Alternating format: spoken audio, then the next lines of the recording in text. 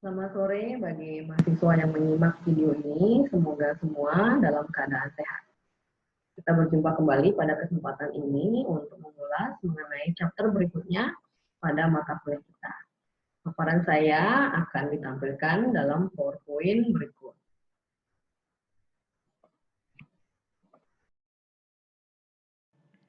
Pada video ini kita akan membahas tentang strategi dan program penetapan harga. Beberapa poin yang akan dibahas pada video ini yang pertama adalah bagaimana konsumen memproses dan mengevaluasi harga. Yang kedua adalah bagaimana seharusnya perusahaan menetapkan harga untuk produk dan jasa yang mereka tawarkan. Yang ketiga adalah bagaimana perusahaan mengadaptasikan harga untuk dapat memenuhi kondisi yang bervariasi dan juga peluang-peluang yang datang. Yang keempat adalah kapan perusahaan perlu untuk menetapkan perubahan harga. Yang kelima adalah bagaimana perusahaan merespon perubahan harga yang ditetapkan oleh kompetitor.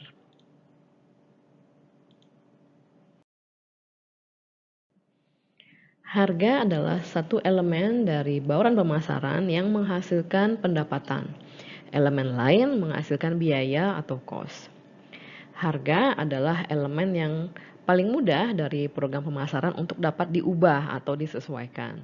Elemen lain seperti produk, saluran pemasaran, dan komunikasi pemasaran membutuhkan waktu untuk dapat disesuaikan atau diubah. Harga juga dapat mengkomunikasikan pada pasar apa yang menjadi positioning dari perusahaan. Produk yang didesain dengan baik dan dipasarkan dengan baik dapat ditetapkan dengan harga premium dan memperoleh profit yang tinggi.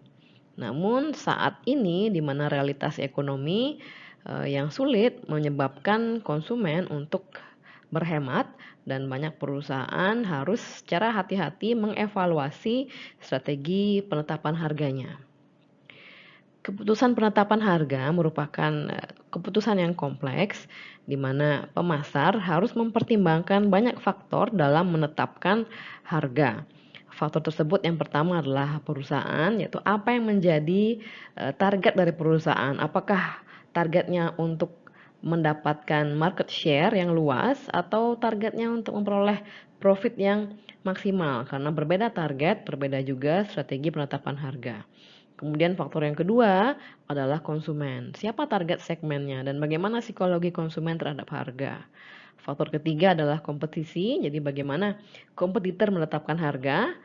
Kemudian yang terakhir adalah lingkungan pemasaran. Strategi penetapan harga harus konsisten dengan strategi pemasaran perusahaan dan juga harus konsisten dengan target market dari perusahaan dan juga positioning dari merek yang mereka tawarkan. Dengan adanya internet, lingkungan dalam penetapan harga menjadi berubah. Ini adalah daftar pendek mengenai bagaimana internet memungkinkan penjual untuk memfilter buyers dan bagaimana memungkinkan buyers juga untuk memfilter seller. Jadi dengan internet, pembeli dapat memperoleh perbandingan harga secara instan dari ribuan vendor. Jadi ini dapat dilakukan melalui e-marketplace seperti Shopee, Tokopedia. Jadi pembeli dapat memfilter atau membandingkan harga antara vendor dengan real time atau instan. Kemudian pembeli juga dapat menetapkan atau menentukan harga maksimal yang mereka inginkan, kemudian memfilternya di e-marketplace dan menemukan produk-produk yang masuk di budget mereka. Berikutnya, dengan internet, penjual dapat yang pertama memberikan akses kepada konsumen tertentu untuk harga spesial. Jadi ini dimungkinkan di e-marketplace di mana seller memberikan kupon untuk minimal pembelian sekian dan untuk minimal pembelian lebih tinggi, diskon akan lebih besar lagi. Jadi ini memungkinkan seller memberikan special discount untuk customer tertentu dengan jumlah pembelian yang berbeda. Kemudian yang kedua, penjual dapat memonitor perilaku konsumen dan kemudian menawarkan penawaran yang sesuai dengan masing-masing individu.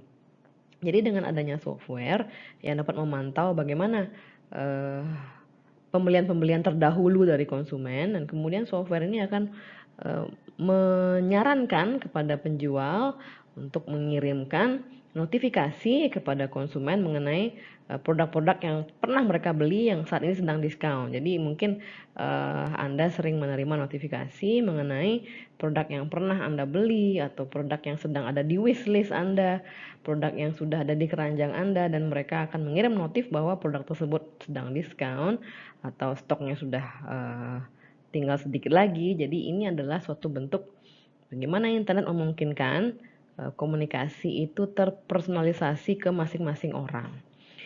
Kemudian dengan adanya internet, seller dan buyer juga dapat menegosiasikan harga dalam suatu bentuk lelang online. Jadi ini contohnya adalah eBay, dan bahkan di e-marketplace juga bisa one on one antara pembeli dan penjual untuk menegosiasikan harga. Bagaimana perusahaan menetapkan harga? Jadi banyak perusahaan tidak menghandle kebijakan penetapan harga dengan baik, dan kemudian cenderung jatuh pada strategi seperti menentukan biaya, dan juga mereka menetapkan traditional margin sesuai dengan kebiasaan di industri tersebut. Kemudian kesalahan lain yang juga umum adalah tidak merevisi harga secara frekuentif untuk mengkapitalisasi perubahan pada pasar, dan juga kesalahan lain adalah menetapkan harga secara independen, jadi tidak terkait dengan program pemasaran lain. Jadi seharusnya harga ditetapkan, itu penetapan harga merupakan elemen intrinsik dari strategi positioning pasar. Kesalahan lain adalah tidak memvariasikan harga untuk item-item produk yang berbeda, kemudian tidak memvariasikan harga sesuai dengan perbedaan segmen pasar, saluran distribusi, dan juga tujuan pembelian. Bagi perusahaan, menetapkan strategi harga secara efektif itu membutuhkan pemahaman yang sangat baik mengenai psikologi dari konsumen, dan juga pendekatan yang sistematis dalam menetapkan, mengadaptasikan, dan merubah harga. Poin berikutnya adalah psikologi konsumen terkait penetapan harga. Pemasar menyadari bahwa konsumen mereka memproses informasi mengenai harga dan menginterpretasikan informasi tersebut dalam konteks bagaimana pengalaman mereka berbelanja produk tersebut sebelumnya, kemudian komunikasi formal mereka yaitu dari informasi dari iklan, sales, dan juga brosur ya produk tersebut, dan juga komunikasi informal dengan teman, kolega, dan juga keluarga, dan juga dari point of purchase atau sumber-sumber informasi online, dan juga faktor-faktor lain. Keputusan pembelian konsumen didasarkan atas bagaimana konsumen mempersepsikan harga dan berapa harga yang mereka anggap pantas terhadap produk tersebut. Konsumen dapat memiliki batas harga bawah, di mana apabila pemasar menetapkan harga di bawah batas itu, konsumen akan berpikir bahwa produk itu adalah produk inferior, artinya kurang berkualitas. Kemudian konsumen juga mungkin memiliki batas harga atas. Jadi apabila pemasar menetapkan harga di atas batas tersebut, konsumen akan merasa bahwa produk itu tidak worth it atau tidak pantas untuk dibayar seharga itu karena tidak sesuai dengan manfaat atau kualitasnya. Sikap konsumen terhadap harga telah bergeser secara dramatis di tengah kondisi ekonomi yang menurun atau lesu, di mana banyak konsumen merasa bahwa mereka tidak bisa lagi menjalankan gaya hidup yang sebelumnya mereka jalani. Jadi konsumen mereka sekarang berkonsumsi secara lebih hemat, sehingga penjualan produk-produk atau barang-barang mewah itu menjadi berkurang. Contohnya adalah sekitar 1 juta pasien di Amerika, mereka memilih untuk menjadi medical tourist, dan mereka melakukan perjalanan ke luar negeri untuk melakukan prosedur medis, di mana prosedur medis di luar negeri atau di negara-negara berkembang seperti Malaysia, Thailand, atau Indonesia biayanya lebih rendah, dan ini juga didorong oleh perusahaan asuransi di Amerika, sehingga mereka hanya akan mengcover biaya yang lebih rendah, tidak perlu mengeluarkan biaya yang lebih tinggi. Dan memahami bagaimana konsumen itu sampai pada persepsi harga yang pantas adalah merupakan prioritas penting dalam pemasaran. Ada 3 topik penting dalam hal ini, yaitu reference price, price quality inferences, and price ending, yang akan kita bahas di slide berikutnya. Kita membahas yang pertama, yaitu harga referensi.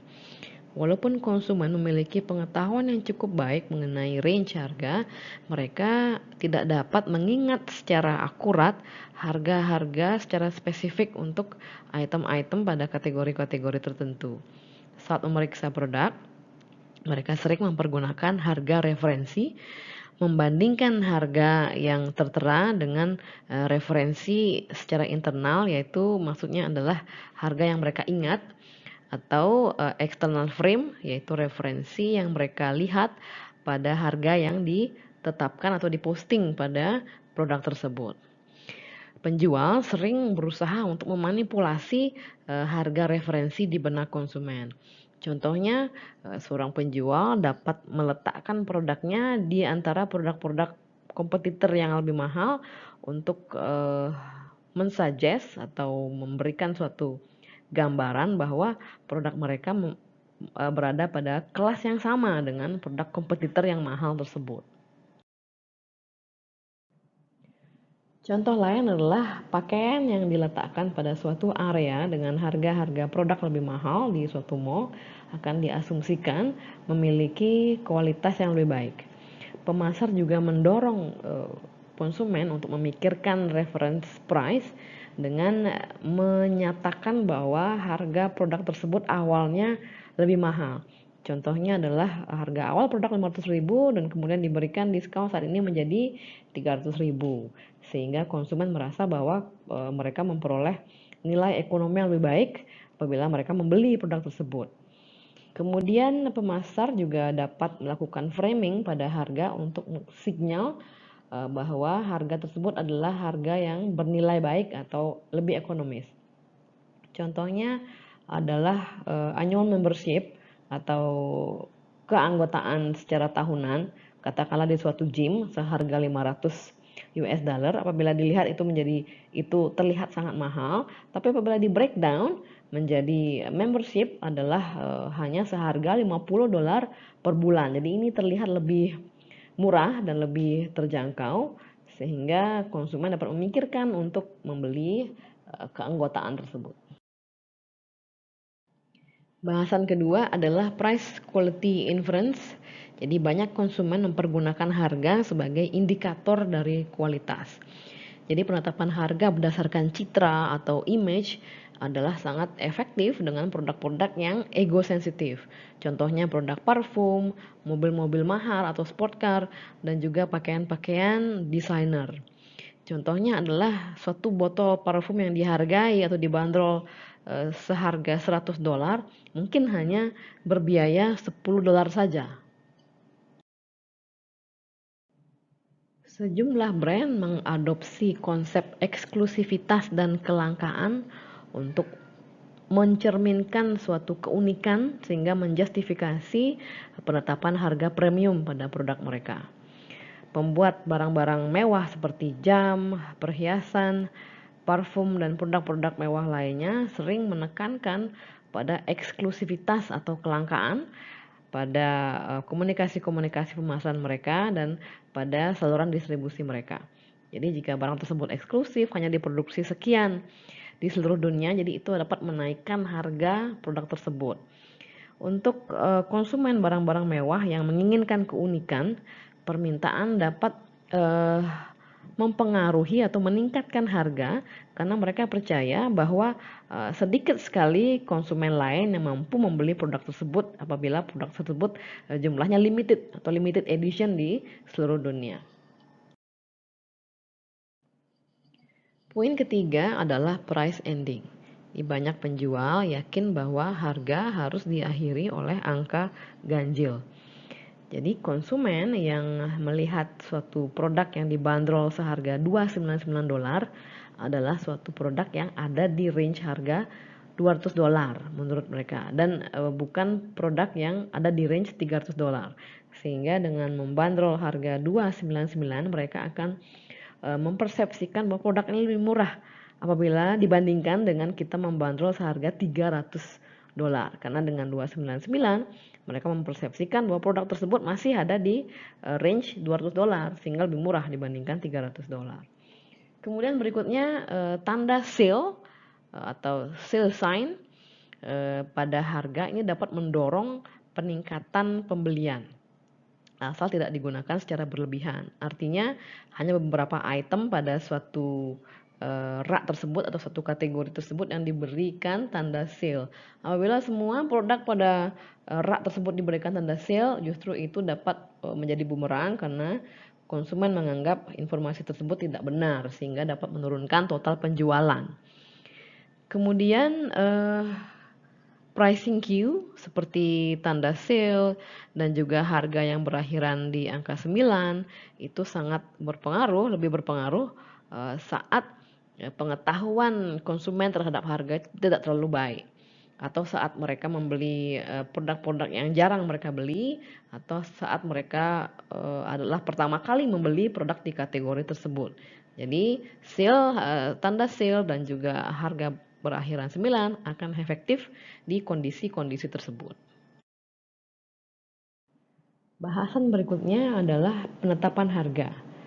Perusahaan perlu menetapkan di mana harus memposisikan produk mereka dalam hal kualitas dan harga. Sebagian besar pasar atau industri memiliki 3-5 price point atau tingkatan harga. Contohnya adalah Marriott Hotel, jadi mereka mengembangkan nama merek yang berbeda untuk konsumen berbeda dan juga tentunya dengan price point yang berbeda juga. Jadi mereka memberikan nama merek Marriott Vacation Club, Vacation Villas.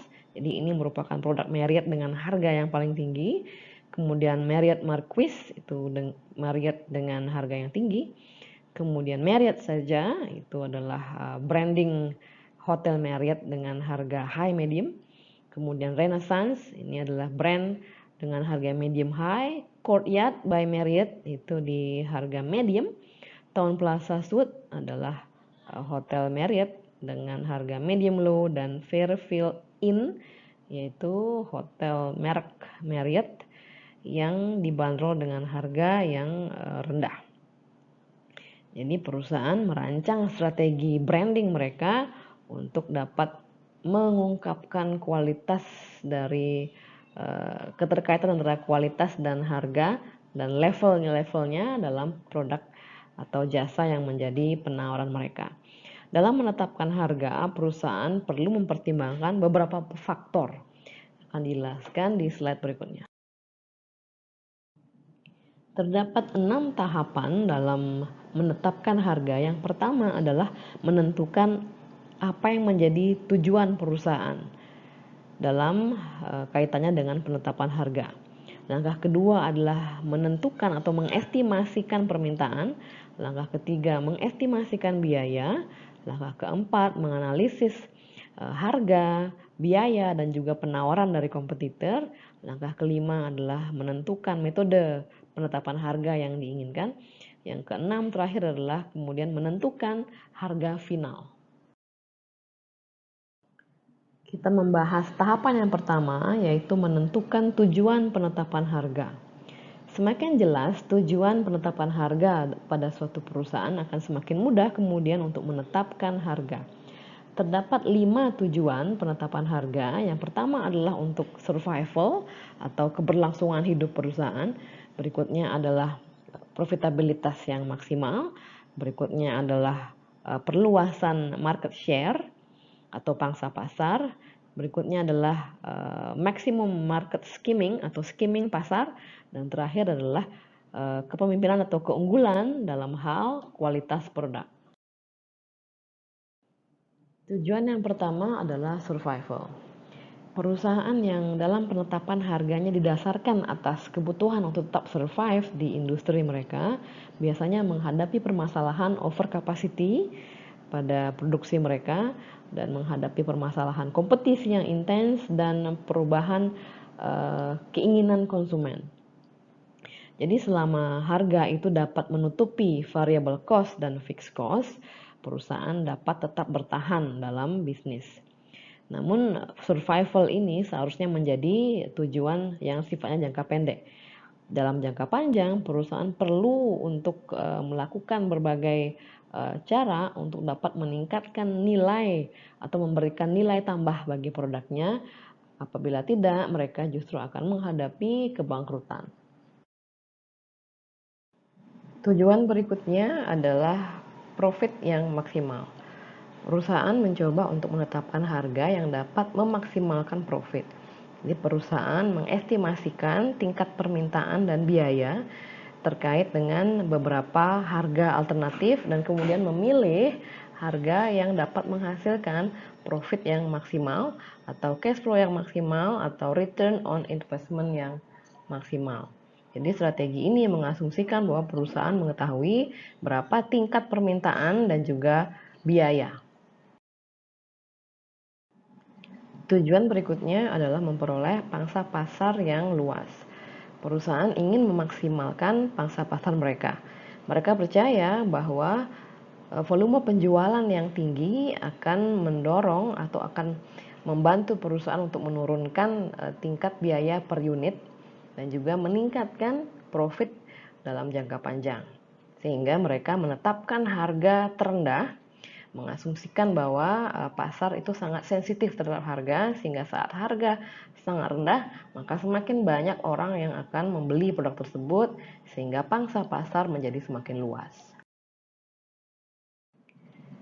Strategi penetapan harga yang rendah akan cocok digunakan apabila terdapat kondisi-kondisi sebagai berikut. Yang pertama adalah apabila pasar itu sangat sensitif terhadap harga, sehingga dengan memberikan harga yang rendah akan mendorong pertumbuhan pasar perusahaan. Kondisi yang kedua adalah jika biaya produksi dan distribusi dapat menurun seiring dengan meningkatnya pengalaman perusahaan dalam memproduksi produk tersebut. Kondisi ketiga adalah apabila dengan menetapkan harga yang rendah, ini diyakini mampu untuk menghalangi kompetitor baru untuk masuk ke pasar. Tujuan penetapan harga berikutnya adalah maksimum market skimming. Perusahaan yang memperkenalkan teknologi baru biasanya menetapkan harga tinggi untuk dapat meraup keuntungan maksimal. Sony adalah pelaku bisnis yang sering mempergunakan strategi ini, di mana Sony menetapkan harga yang cukup tinggi pada awalnya dan kemudian seiring waktu harga akan turun. Saat Sony memperkenalkan HD TV yang pertama di dunia pada pasar Jepang tahun 90, HD TV tersebut dihargai pada harga yang cukup mahal yaitu $43.000, sehingga Sony dapat meraup keuntungan maksimum pada pendapatannya untuk segmen di pasar tersebut. Namun kemudian harga turun secara bertahap seiring dengan waktu, di mana HD TV kemudian menjadi seharga $6.000. Strategi ini dapat menjadi fatal apabila kompetitor yang mumpuni memperkenalkan produk yang serupa di harga yang rendah. Terlebih, konsumen yang membeli di awal dengan harga yang tinggi dapat merasa tidak puas apabila mereka membandingkan dirinya dengan pembeli-pembeli yang membeli di periode-periode akhir yang mendapatkan harga jauh lebih murah. Market skimming ini make sense atau masuk akal dilakukan di bawah kondisi-kondisi seperti di bawah ini, yaitu yang pertama adalah apabila terdapat sejumlah buyer dengan jumlah yang cukup signifikan yang mereka memiliki demand untuk produk tersebut. Yang kedua, apabila harga tinggi di awal tersebut tidak menarik kompetitor untuk masuk ke dalam pasar. Dan yang ketiga, apabila harga yang tinggi tersebut mampu mengkomunikasikan citra dari produk yang superior. Tujuan berikutnya dari penetapan harga adalah keunggulan kualitas produk. Banyak merek yang berusaha untuk menjadi affordable luxury, yaitu produk atau layanan yang dicirikan dengan kualitas, taste, dan status yang tinggi dengan harga yang memang tinggi namun tetap tidak di luar jangkauan konsumen, jadi masih tetap bisa dijangkau oleh konsumen. Brand-brand contohnya seperti Starbucks, Aveda, Victoria's Secret, BMW, dan Viking memposisikan diri mereka sebagai pemimpin dalam hal kualitas di kategori produk mereka yang mengkombinasikan kualitas, kemewahan, dan harga premium, dan mereka memiliki customer base yang cukup loyal. Kemudian ada juga tujuan lain seperti yang dilakukan oleh organisasi non-profit dan organisasi publik. Mereka memiliki tujuan penetapan harga yang berbeda dari yang telah disebutkan sebelumnya. Apapun yang menjadi tujuan dari penetapan harga, perusahaan yang menggunakan harga sebagai alat strategik akan mendapatkan profit lebih dibandingkan dengan perusahaan yang menetapkan harga secara sederhana hanya berdasarkan atas biaya atau berdasarkan atas pergerakan pasar. Langkah yang kedua dalam penetapan harga adalah mengestimasi permintaan. Semakin tinggi harga, permintaan akan menurun. Namun untuk barang-barang prestis atau barang-barang mewah, kurva permintaan seringkali melengkung ke atas. Contohnya adalah salah satu perusahaan parfum, saat menaikkan harganya, mereka dapat menjual lebih banyak dibandingkan sebelumnya. Konsumen sering memandang harga yang tinggi merupakan sinyal dari produk yang lebih baik. Namun apabila produk dipasang harganya terlalu tinggi, justru permintaan dapat menjadi menurun. Langkah pertama dalam mengestimasikan permintaan adalah dengan memahami faktor apa yang mempengaruhi sensitivitas harga. Secara umum, konsumen kurang sensitif terhadap harga untuk item-item yang berharga murah atau untuk item-item yang mereka jarang beli. Konsumen juga kurang sensitif terhadap harga saat yang pertama adalah saat tidak ada produk substitusi atau tidak ada kompetitor yang menawarkan produk yang sama. Yang kedua adalah saat konsumen tidak memperhatikan adanya perbedaan harga. Yang ketiga adalah saat konsumen lambat untuk mengubah kebiasaan berbelanja mereka. Yang keempat, saat konsumen berpikir bahwa harga yang lebih mahal itu adalah masuk akal karena mungkin ada peningkatan kualitas atau hal-hal lainnya. Yang terakhir adalah saat harga hanya merupakan bagian kecil dari total biaya yang diperlukan untuk mengoperasikan produk tersebut. Contohnya produk smartphone, di mana harga smartphone itu hanyalah sebagian dari total cost penggunaan smartphone tersebut. Total cost-nya termasuk pulsa dan sebagainya. Sehingga dalam membeli smartphone, konsumen tidak terlalu price sensitive karena mereka lebih memilih untuk memiliki smartphone yang handal, artinya tidak mudah rusak. Pemasar sering memperlakukan elemen layanan tambahan pada produk sebagai insentif untuk meningkatkan penjualan dibandingkan sebagai penambah nilai pada produk tersebut. Sehingga pemasar umumnya mencas biaya tambahan atas layanan tambahan. Faktanya, ahli dalam penetapan harga atau menegel percaya bahwa kesalahan yang memang umum dilakukan adalah dengan menawarkan semua jenis layanan untuk mendiferensiasikan produk tanpa mencas biaya tambahan pada layanan tersebut. Dan saat ini trennya adalah internet memiliki potensi untuk meningkatkan sensitivitas harga pada konsumen. Mengapa? Karena konsumen, contohnya pada e-marketplace, mereka dapat membandingkan dengan mudah secara instan dan real time produk yang sama dan berapa harga yang dijual oleh penjual-penjual yang berbeda. Sehingga dengan kemudahan tersebut, kemudahan untuk membandingkan harga secara instan, konsumen menjadi lebih sensitif terhadap harga dan mereka memilih produk dengan harga yang lebih murah. Terdapat sejumlah cara untuk mengestimasikan permintaan. Yang pertama adalah dengan melakukan survei. Jadi menanyakan kepada konsumen mereka akan membeli di sejumlah berapa apabila harga di titik ini, dan apabila harga dinaikkan mereka akan membeli berapa unit. Kemudian cara yang kedua adalah dengan melakukan price experiment, yaitu mencas harga yang berbeda untuk produk yang sama di suatu area yang sama untuk melihat bagaimana perubahan harga mempengaruhi pergerakan penjualan. Pendekatan lain juga dapat mempergunakan internet. Jadi pada e-marketplace, penjual dapat menganalisis apabila mereka menaikkan harga sekian persen, apakah terjadi penurunan penjualan dan berapa persen penurunan penjualan tersebut. Kemudian berikutnya adalah dengan melakukan analisis statistik, jadi melihat bagaimana harga dan permintaan terdahulu. Sehingga pemasar dapat melihat hubungan antara harga dan kuantitas. Jadi data tersebut dapat berupa data longitudinal atau cross section. Bahasan berikutnya adalah elastisitas harga atas permintaan. Semakin tinggi elastisitas, akan semakin besar pula pertumbuhan penjualan yang merupakan akibat dari penurunan harga sebesar 1%. Apabila permintaan elastis, penjual akan memikirkan atau mempertimbangkan untuk menurunkan harga. Harga yang lebih rendah dapat menghasilkan lebih banyak pendapatan. Strategi ini masuk akal atau make sense sepanjang biaya untuk memproduksi atau menjual lebih banyak unit tidak meningkat secara disproporsional.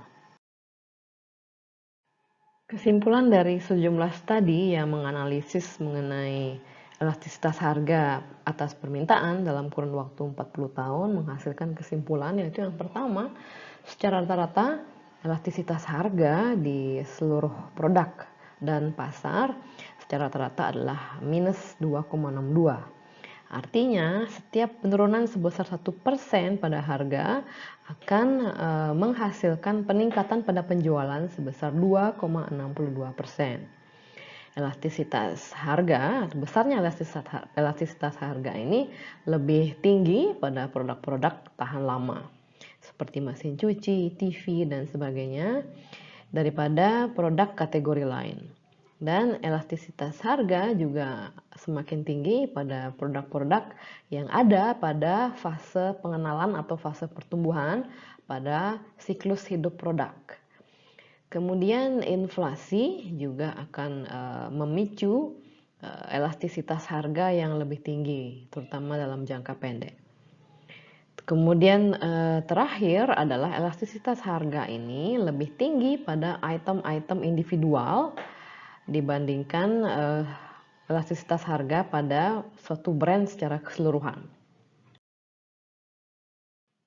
Tahapan ketiga dalam penetapan harga adalah mengestimasi biaya.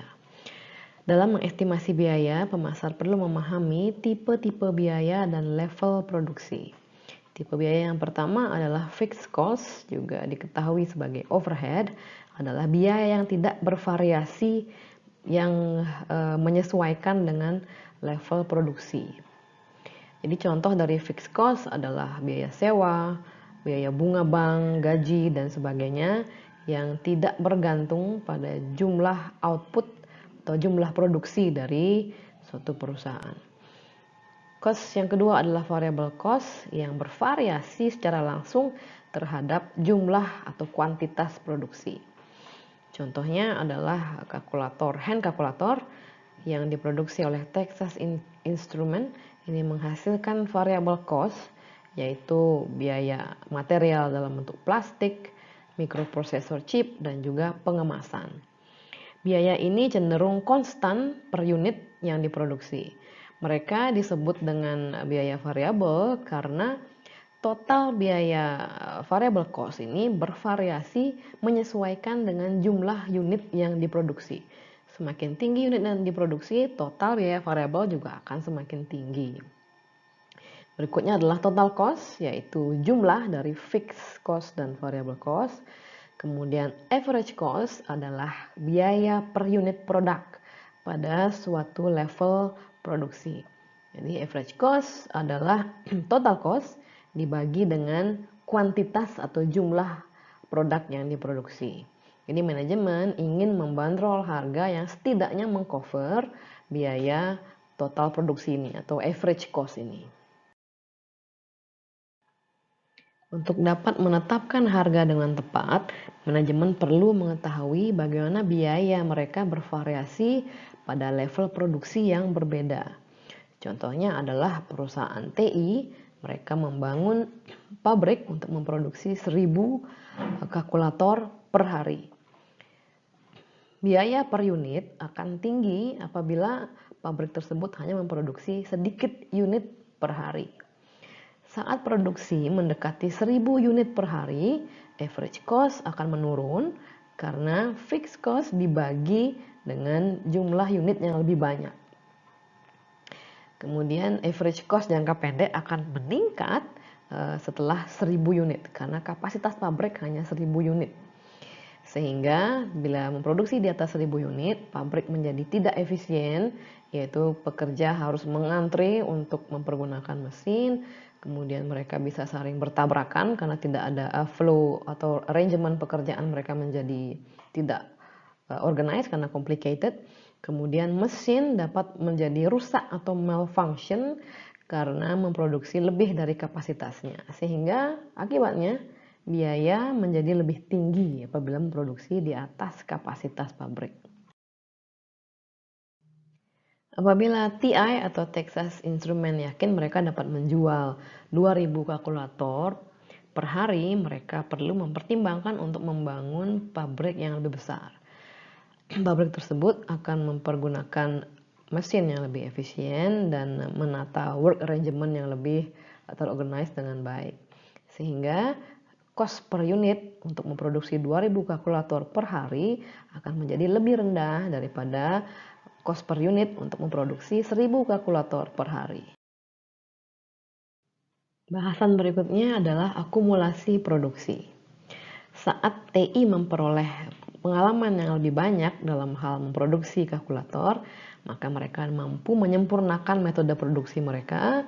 Kemudian pekerja juga telah mempelajari cara-cara yang lebih instan untuk memproduksi kalkulator, dan material juga akan mengalir lebih smooth. Begitu juga dengan biaya purchasing atau pembelian akan menurun. Penurunan pada average cost seiring dengan meningkatnya pengalaman perusahaan dalam memproduksi produk disebut dengan experience curve atau learning curve. Ini maksudnya adalah kurva pembelajaran. Semakin banyak pengalaman perusahaan atau semakin banyak perusahaan belajar, maka mereka akan mampu menurunkan cost per unit dalam memproduksi produk mereka. Asumsikan terdapat 3 perusahaan yang berkompetisi pada industri kalkulator ini, yaitu TI, A, dan B. TI adalah produser kalkulator dengan biaya yang paling rendah, yaitu memproduksi kalkulator dengan biaya $8 untuk setiap unit, memproduksi 400.000 unit. Apabila seluruh ketiga dari perusahaan ini menjual kalkulator seharga $10, TI akan memperoleh profit sebesar $2 per unit. Sedangkan A dengan biaya $9 akan memperoleh profit $1 per unit, dan B akan break even, yaitu tidak memperoleh profit karena cost sama dengan harga yang ditetapkan.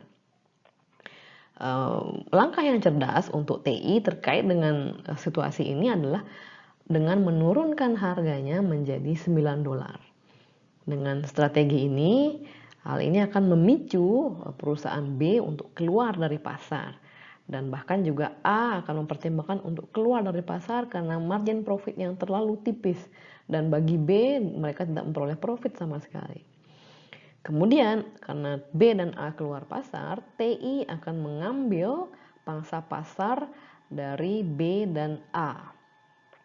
Dan lebih lanjut, konsumen-konsumen yang sensitif terhadap harga akan mulai masuk ke pasar ini untuk memperoleh kalkulator dengan harga yang lebih rendah.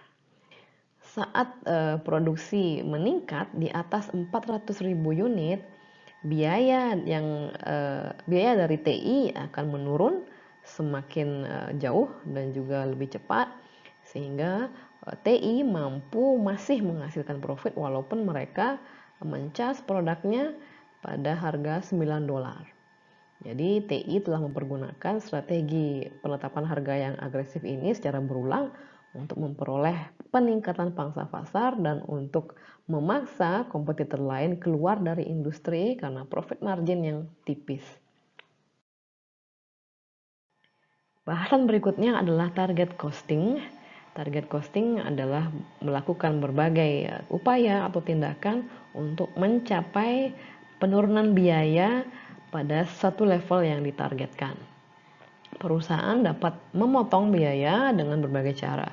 Contohnya General Mills memotong biaya dengan mengurangi jumlah variasi hamburger helpernya dari 75 menjadi 45 dan mengurangi jumlah bentuk pastanya dari 30 menjadi 10. Dengan mensimplify lini produk, maka biaya-biaya dapat juga dipangkas, terutama untuk produk-produk yang tidak terjual begitu bagus. Dengan memangkasnya, maka tidak perlu mengeluarkan biaya-biaya yang tidak perlu. Kemudian cara lain contohnya adalah Cisco, mereka mengkombinasikan tim teknisi software yang berasal dari Amerika dengan supervisor dari India. Jadi tujuannya adalah untuk menekan cost karena tenaga kerja dari India cenderung memiliki tingkat upah yang lebih rendah, sehingga cost dapat ditekan ke angka yang menjadi target. Perusahaan perlu mempertimbangkan kompetitor dalam hal biaya yang mereka perlukan untuk memproduksi produknya, kemudian harga yang mereka tetapkan, dan bagaimana reaksi mereka terhadap perubahan harga yang ditetapkan oleh perusahaan. Apabila perusahaan atau tawaran perusahaan mengandung fitur-fitur yang tidak ditawarkan oleh kompetitor terdekat, maka perusahaan perlu mengevaluasi penetapan harganya dan bahkan bisa meningkatkan harga dibandingkan dengan harga kompetitor. Namun apabila tawaran kompetitor itu mengandung fitur-fitur yang tidak ditawarkan oleh perusahaan, maka perusahaan perlu untuk menurunkan harganya. Jadi perusahaan dapat memutuskan apakah untuk mencas harga yang sama, mencas harga di bawah kompetitor atau di atas kompetitor. Perusahaan perlu untuk mempelajari bagaimana situasi keuangan dari kompetitor saat ini, bagaimana juga kondisi penjualan mereka, loyalitas konsumen mereka, dan tujuan kompetitor dalam menetapkan harga.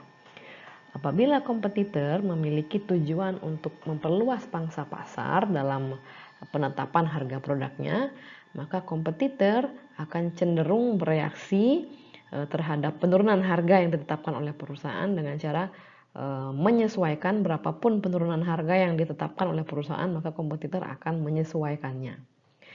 Kemudian apabila kompetitor memiliki tujuan penetapan harga yaitu untuk memaksimalkan profit, maka apabila perusahaan merubah harganya, menurunkan atau menaikkan harganya, maka kompetitor mungkin akan bereaksi dengan cara meningkatkan budget iklannya atau dengan meningkatkan kualitas produknya sehingga mereka tidak kehilangan pangsa pasar sehingga memperoleh profit yang maksimal. Demikian paparan saya pada chapter ini. Semoga dapat diterima dan dipahami dengan baik. Kita berjumpa kembali di video berikutnya. Terima kasih atas atensinya dan selamat sore.